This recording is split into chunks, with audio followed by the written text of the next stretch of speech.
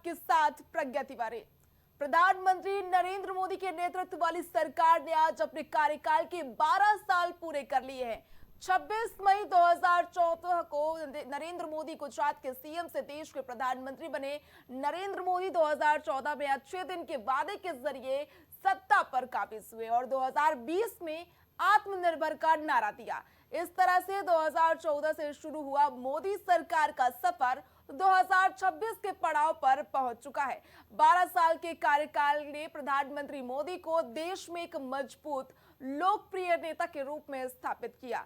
इस दौरान उनकी ऐसी छवि बनी कि वे कड़े फैसले लेने में हिचकिचाते बिल्कुल भी नहीं है, नई लीग बनाने की भी कोशिश करते हैं। इस दौरान प्रधानमंत्री मोदी सरकार ने कई ऐसे कड़े और बड़े फैसले लिए जिन्होंने न सिर्फ देश की दिशा बदली बल्कि विपक्ष लेकर वैश्विक मंचों तक जबरदस्त बहस छेड़ दी।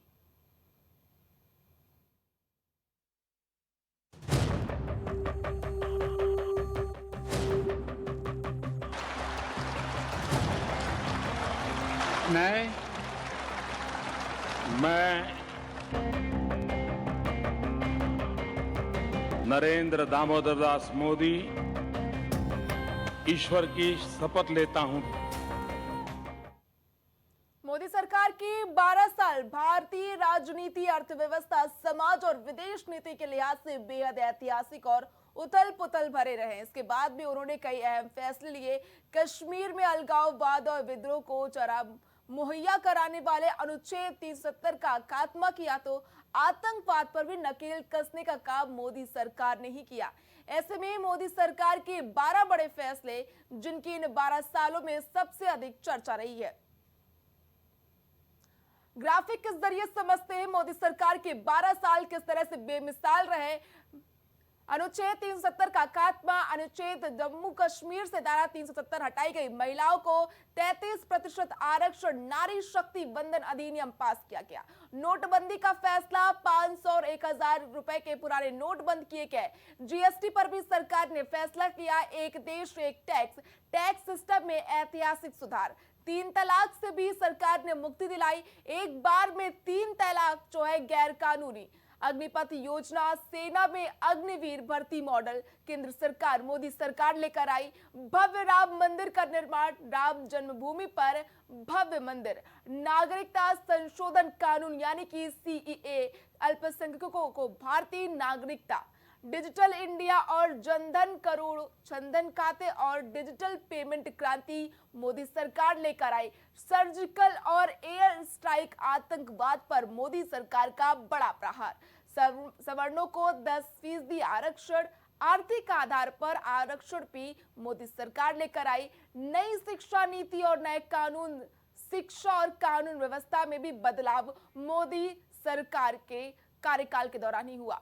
तो वही मोदी सरकार के दूसरे कार्यकाल की शुरुआत में लिया गया ये अब तक का सबसे बड़ा साहसिक राजनीतिक फैसला माना जाता है।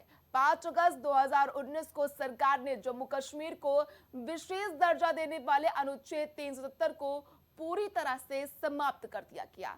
राज्य को 2 केंद्र शासित प्रदेशों जम्मू कश्मीर और लद्दाख में विभाजित कर नया इतिहास रचा गया।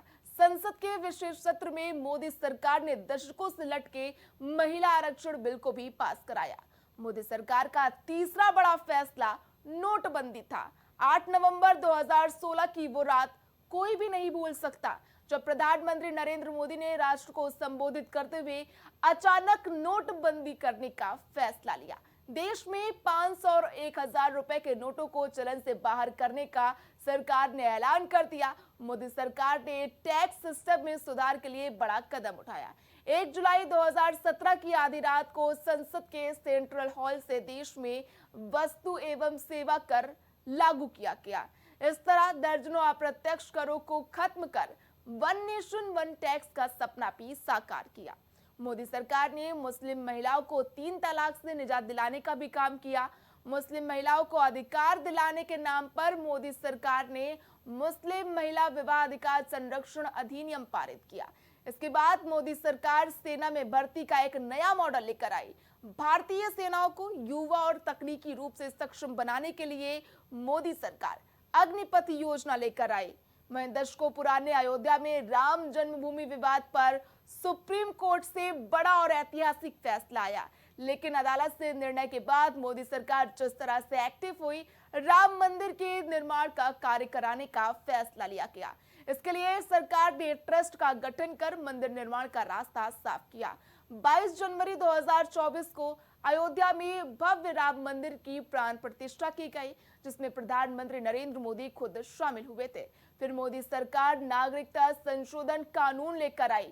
2019 में संसद से पास होने के बाद सीएए को लेकर देश भर में भारी विरोध प्रदर्शन देखने को मिले। मुस्लिम महिलाओं की ओर से शाहीन बाग जैसे आंदोलन देखने को मिले। मोदी सरकार ने कड़े विरोध के बावजूद इसे लागू करने का अपना संकल्प पूरा कर लिया। अब इस कानून के तहत देश भर में रह रहे गैर मुस्लिम विदेशी नागरिकों को भारतीय नागरिकता देने का काम किया जा रहा है, जबकि आतंकवाद के खिलाफ मोदी सरकार ने अपनी जीरो टॉलरेंस नीति के तहत सैन्य रणनीति को पूरी तरह बदल दिया। नरेंद्र मोदी सरकार में भारतीय सेना ने जबरदस्त पराक्रम का प्रदर्शन किया, जैसे surgical strike, air strike, operation Sindoor के जरिए ये बताया गया कि भारत पारंपरिक लड़ाई के साथ साथ मॉडर्न लड़ाई में दुनिया की पेशेवर सेनाओं में से एक है। मोदी सरकार ने अपने पहले कार्यकाल के आखिरी समय 2019 के जनवरी में सवर्ण जातियों को आर्थिक आधार पर 10% आरक्षण देने का भी फैसला किया गया। इस सवर्ण आरक्षण विधेयक को दोनों सदनों से पास कराकर कानूनी अमली जामा पहनाया गया। 34 साल बाद देश की शिक्षा व्यवस्था में अमूलचूल बदलाव करते हुए नई शिक्षा नीति भी मोदी सरकार में लागू की गई। इसके अलावा मोदी सरकार ने अंग्रेजों के जमाने से चल रहे आपराधिक कानूनों को भी बदलकर भारतीय न्याय संहिता जैसे कानूनों को लागू किया, जिसे देश के कानूनी इतिहास में विऔपनिवेशीकरण का बड़ा कदम माना गया। मोदी सरकार ने अपने 12 साल के कार्यकाल के लिए फैसलों ने यह साफ कर दिया कि मौजूदा सरकार जोखिम लेने और कड़े फैसले करने से पीछे नहीं हटती। देखिए, देश का सौभाग्य है कि 12 साल पहले एक ऐसा नेता देश को मिला नरेंद्र मोदी जी के तौर पर, जो देश को इतनी तेजी से आगे ले जा रहे हैं। देश में मूल चूल परिवर्तन उन्होंने किया है। हर क्षेत्र में भारत ने अपनी भूमिका को पूरी दुनिया में बड़ा किया है। आज भारत उभरता हुआ देश है, उभरती हुई इकोनॉमी है। प्रधानमंत्री नरेंद्र मोदी जैसे दूरदर्शी नेता देश को मिले हैं। देश के 140 करोड़ लोगों को गर्व है कि हमें नरेंद्र मोदी सरीखा नेता मिला है। आज पूरे भारतवर्ष का एक बहुत बड़ा सौभाग्य है कि एक विश्व नेतृत्वकर्ता के रूप में माननीय प्रधानमंत्री के रूप में आज 12 साल पूरे हो रहे हैं। और मैं समझता हूं कि ये 12 साल गरीब कल्याण सामान्य तक पहुंचने वाली योजनाओं के 12 साल रहे हैं। करोड़ों लोगों को बैंकिंग से जोड़ने का, उज्ज्वला योजना के माध्यम से gas connection, Ayushman Bharat, PM Awas Yojana, हर घर जल, ऐसी तमाम बिजली का विस्तार करने वाली योजनाओं का ये भारत रहा है। पहली बार योजनाएं कागज से निकलकर सीधे गरीबों के घर तक पहुंची हैं। G20 की सफलता, भारत की वैश्विक बढ़ती हुई प्रतिष्ठा, रूस, यूक्रेन, पश्चिम एशिया जैसे मुद्दों पर भारत की संतुलित भूमिका, मैं समझता हूं कि भारत आज विश्व में भारत को केवल एक बाजार नहीं बल्कि नेतृत्वकर्ता राष्ट्र के रूप में लोग देख रहे हैं। क्योंकि मोदी जी के रूप में एक ऐसा प्रधानमंत्री मिला है जिसने भारत को expressway, airport, Vande Mataram train, digital India, UPI, गांव तक इंटरनेट, सड़क कनेक्टिविटी, ये सारी चीज़ें दी है। पहले इंफ्रास्ट्रक्चर परियोजनाएं वर्षों तक लटकती थीं, आज समयबद्ध विकास नई पहचान बना है। मैं इस पर जानकारी के लिए हमारे साथ स्टेट हेड अखंड प्रताप जी जुड़ गए हैं। अखंड जी, देखिए, मोदी साल के 12 साल पूरे हो गए और 12 साल में प्रधानमंत्री नरेंद्र मोदी ने देश में तो लोकप्रिय नेता के तौर पर अपनी छवि बनाई है, लेकिन विदेश में भी अमिट छाप छोड़ी है। क्या कुछ कहेंगे? देखिए, 12 साल अगर पूरे होते हैं प्रधानमंत्री नरेंद्र मोदी की, तो ये 12 साल दुनिया के सबसे लोकप्रिय नेता के तौर पर उनका एस्टेब्लिशमेंट ये बताता है कि उन्होंने कामकाज कैसे किए होंगे। भारत की पहचान, चाहे वो घरेलू स्तर पे हो या वैश्विक स्तर पर, जिस तरीके से भारत की पहचान बनी है वो ये बताती है कि भारत आज किस जगह खड़ा है, कितना सशक्त है। ऐसे वक्त में जब हॉर्मुज स्ट्रेट को ब्लॉक कर दिया जाता है, बावजूद इसके जो भारत पे इम्पैक्ट आना था, जो जिस तरीके से चीजों में दामों में बढ़ोतरी होनी चाहिए थी, वो काफी हद तक कंट्रोल करने में कामयाब रही सरकार। ये जरूर है कि खुदरा मूल्य बढ़ा है, लेकिन आप देखिए अब अगर इसी को दूसरे देशों के, अपने पड़ोसी देशों के उसके असर को अगर उसका आकलन किया जाए तो उसकी बनस्पत अगर भारत की बात अगर करते हैं तो भारत बहुत अच्छी स्थिति में दिखाई देता है। ये तो हुई तात्कालिक चीजें। इसके अलावा जो भारत की पहचान है कि भारत अब तक सिर्फ निंदा करता था, निंदा प्रस्ताव पारित करने के अलावा भारत के संसद के पास, भारत के रक्षा मंत्रालय के पास, भारत के विदेश मंत्रालय के पास कोई दूसरा रास्ता नहीं होता था। आज भारत वो राष्ट्र बन चुका है जो अगर उसे अगर टेढ़ी आंख देखने की कोशिश होती है तो भारत दूसरे घर में घुस के उसे सबक सिखाने का काम कर रहा है। तो ये एक बड़ी पहचान बनी है भारत की। भारत में रक्षा उत्पादों के मामले में जो अब तक की आत्मनिर्भरता नहीं थी भारत की, वो आत्मनिर्भर राष्ट्र के रूप में स्टैब्लिश कर रहा है अपने आप को। सबसे ज्यादा इंफ्रास्ट्रक्चर के डेवलपमेंट की बात अगर करेंगे तो सबसे ज्यादा इंफ्रास्ट्रक्चर जो डेवलप हुआ है ये पिछले 12 सालों में, अगर आजादी के बाद के इतिहास को अगर दो चंक में बांटेंगे तो ये 12 साल भारत के विकास अखन जी, एक ये भी बात है कि देखिए विदेश नीति की अगर बात करी जाए तो मोदी कार्यकाल के दौरान जो है विदेश नीति पर भी अच्छी मजबूत जो है देखने को मिली है इन 12 सालों में। बिल्कुल, विदेश नीति चाहे वो सुषमा स्वराज रही हो, उन्होंने जिस तरीके से जो लाइन पकड़ी भारत के निरपेक्ष राष्ट्र के रूप में जो भारत की अब तक की भूमिका थी, उसमें भी एक ऐसा जो सर्वप्रिय हो, सर्वस्वीकार्य हो, ऐसी भूमिका जो ग्लोबली लीडिंग दे सके, लीडरशिप दे सके। तो उस लीडरशिप की पहचान भारत को मिली। जिस तरीके से अलग अलग देशों में जब आपातकाल की स्थितियां आई, वहां से अपने विद्यार्थियों को निकालने की बात हो, वहां से नागरिकों को निकालने की बात हो, ऐसे में सुषमा स्वराज ने जो तकनीक अपनाई थी, जो तरीका अपनाया था, उसको आगे ले जाने का काम मोदी सरकार 2 में कर रहे हैं एस जयशंकर। तो एस जयशंकर का जो रुख है वो विदेश मंत्रालय का रुख बेहतरीन रुख कहा जा सकता है। और जिस तरीके से तमाम देशों के साथ अब भारत आंखों में आंखें डाल के, वो दुनिया के जो बड़े हुक्मरान देश अपने आप को मानते थे कि नहीं वो पूरी दुनिया से उन्हीं की चौधराहट चलती है, उस चौधराहट को कहीं न कहीं आंखें दिखाने का काम कर रहा है भारत। भारत अपनी नीति बनाता है, भारत अपनी नीति पे चलता है और भारत इस बात के लिए विवश करता है बाकी देशों को कि वो शांति के रास्ते पर चलने के लिए भारत की सहमति के बगैर आगे न बढ़ पाए। तो ये जो तरीका भारत ने अपनाया है, वो कहते हैं ना कि आपके हाथों में शस्त्र और शास्त्र दोनों होना चाहिए। तो भारत उस अपनी उस पौराणिक सिद्धांत को आगे बढ़ाता हुआ दिखाई दे रहा है। और इसमें कहीं ना कहीं मोदी सरकार की जो नीति है, चाहे वो वैश्विक नीति हो, चाहे वो घरेलू नीति हो, उसमें सबसे अहम किरदार निभा रही है। इन 12 सालों में ये भी देखा गया है कि लगातार जो है कि ऐतिहासिक फैसले भी लिए गए हैं, कड़े फैसले भी लिए गए हैं मोदी सरकार में, चाहे वो राम मंदिर का फैसला हो, चाहे महिला आरक्षण बिल की बात कर ली जाए, 3 तलाक की बात कर ली जाए।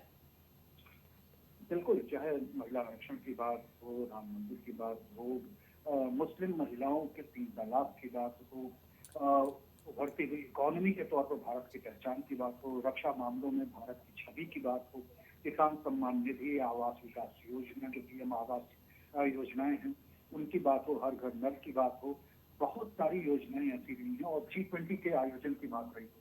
तो ये सारी चीजें कहीं न कहीं भारत के उस सफलता की कहानी कह रही हैं कि भारत ने अपने आप को दुरूह फैसलों के बीच में भी अपने आप को न सिर्फ स्थिर रखा बल्कि अपनी गति को बहुत ही तीव्रता के साथ आगे बढ़ाने का काम किया।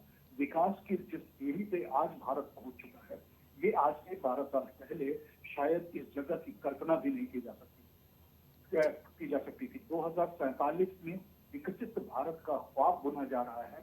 5 ट्रिलियन इकोनॉमी का संकल्प लिया गया है और ये सब कुछ साकार होता हुआ दिखने लगा है। हमने इंफ्रास्ट्रक्चर बेहतर किए हैं, हमने वैश्विक स्तर पर अपनी शिक्षा प्रणाली को बेहतर करने की कोशिश की है, हमने अपनी टेक्नोलॉजी में फोकस किया है। इसके अलावा जो इकोनॉमी है, हमारी इकोनॉमी के साथ साथ हमारा जो हमारी रीढ़ हुआ करता था हमारे विकास की, हमारा किसान, हमारा अन्नदाता की बेहतरी के लिए तमाम सारी योजनाएं चलाई जा रही। तो ये सारी चीजें एकजुट होकर जब समेकित रूप में प्रभाव के रूप में सामने आती है तो भारत की एक अलग पहचान को दर्शाती है। तो निश्चित तौर पर ये 12 साल प्रधानमंत्री नरेंद्र मोदी के हाँ मुश्किलें आई, बहुत सारी मुश्किलें भी आई, उन मुश्किलों से दो चार भी होना पड़ा, कुछ बड़े कठिन फैसले लेने पड़े, जिनमें 8 नवंबर 2016 की रात में वो फैसला, जब 8 बजे रात में वो खड़े होते हैं, मुख्यमंत्री प्रधानमंत्री बोलते हैं कि हम नोटबंदी करने जा रहे हैं। तो भारत के इस फैसले से किस तरीके से जो नेटवर्क था, जो टेररिज्म का जो नेटवर्क था, उस नेटवर्क पर की कमर टूटी, उसका एक बड़ा उदाहरण होता है कि भारत बड़े फैसले लेने में भी पीछे नहीं रहा और भारत अपने फैसले के साथ अपनी इच्छा शक्ति के आधार पर आगे बढ़ता हुआ भी दिखा। ठीक है, तो ठीक है, तमाम जानकारी के लिए बहुत बहुत धन्यवाद। आपको बता दें कि मोदी सरकार के 12 साल पूरे हो गए हैं और इस कार्यकाल के दौरान जो है देश की दिशा बदली है। उत्तराखंड और गुजरात के बाद अब बीजेपी शासित एक और राज्य असम ने समान नागरिक संहिता यानी यूसीसी लागू करने की दिशा में बड़ा कदम उठा दिया है। असम विधानसभा में 25 मई को यूनिफॉर्म सिविल कोड बिल पेश किया गया। मुख्यमंत्री हेमंत बिस्वा शर्मा ने राज्य के संसदीय कार्य मंत्री अतुल बोरा के जरिए विधानसभा में पेश किया, जिसमें बहुविवाह पर प्रतिबंध लगाने और लिव इन रिलेशनशिप का पंजीकरण अनिवार्य बनाने का प्रावधान है। हालांकि असम में रहने वाले आदिवासी समाज पर प्रस्तावित कानून लागू नहीं होगा। इस दौरान कांग्रेस, रायचूर दल और तृणमूल कांग्रेस समेत विपक्षी दलों ने इसका विरोध किया। विधेयक पेश करने से पहले सभी पक्षों से एक कानून को लेकर चर्चा करने की मांग की। वहीं असम के तीसरी बार मुख्यमंत्री बनने पर हेमंत बिस्वा शर्मा पहली बार विधानसभा सत्र में पहुंचे और यूसीसी पर अपनी बात रखी। सीएम ने कहा कि इस विधेयक का उद्देश्य विवाह, तलाक, उत्तराधिकार और लिव इन रिलेशनशिप से संबंधित कानून को संकलित करना और सरल बनाना है। इस नए विधेयक में पुरुषों के विवाह के लिए न्यूनतम उम्र 21 वर्ष और महिलाओं के लिए 18 साल तय की गई है। बहुविवाह पर प्रतिबंध लगाया गया है। मुख्यमंत्री ने कहा कि कानूनी अधिकारों की रक्षा के लिए विधेयक में विवाह और तलाक पंजीकरण अनिवार्य करने का प्रस्ताव है। ये पति पत्नी के लिए भरण पोषण, उत्तराधिकार, अन्य कानूनी सुरक्षा सुनिश्चित करने के लिए बेहद जरूरी होगा। बता दें कि इस विधेयक के जरिए पहली बार लिव इन रिलेशनशिप के लिए कानूनी ढांचा तैयार किया जा रहा है। रजिस्ट्रेशन अनिवार्य करके ये कानून सुनिश्चित करेगा कि लिव इन में रहने वाले जोड़ों और ऐसे संबंधों से पैदा हुए बच्चों के अधिकारों को औपचारिक रूप से मान्यता दी जाए, उनकी रक्षा की जाए। वहीं अब 27 मई को इस बिल पर चर्चा की जाएगी। अगर इस दौरान ये बिल पारित होता है तो असम देश का तीसरा राज्य बन जाएगा जहां पर यूसीसी लागू होगा। इससे पहले उत्तराखंड और गुजरात में कानून लागू हो चुका है।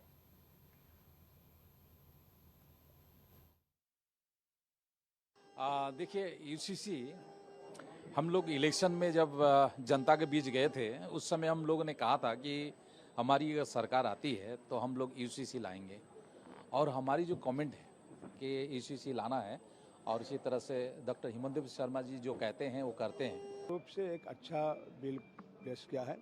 अभी देखता हो मेरा जितना एमएलए है उन लोग तो एमएलए है कंस्टिट्यूंसी में है, इधर में उन लोग लॉ मेकर है।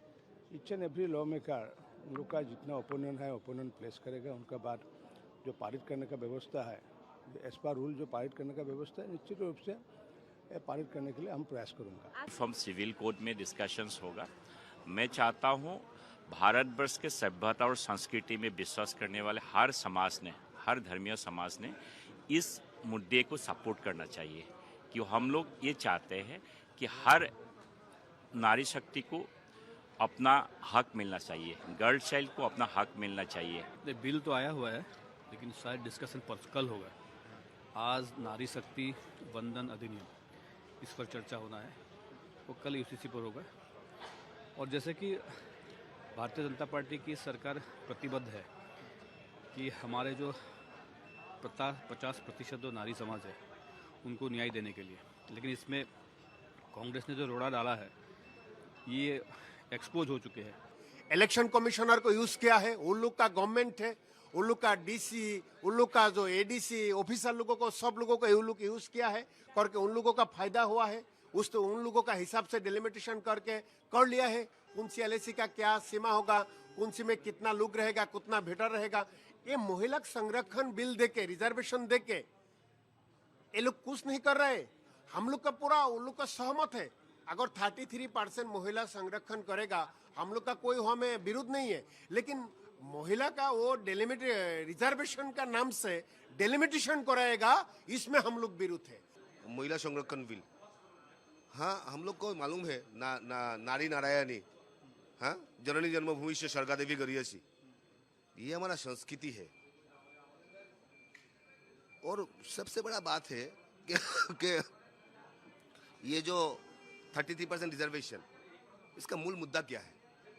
मुद्दा ये हम लोगों का संस्कृति में हम नारियों को देवी समान पूजा करते हैं हम, और उनका संस्कृति में नारियों को पर्दा के पीछे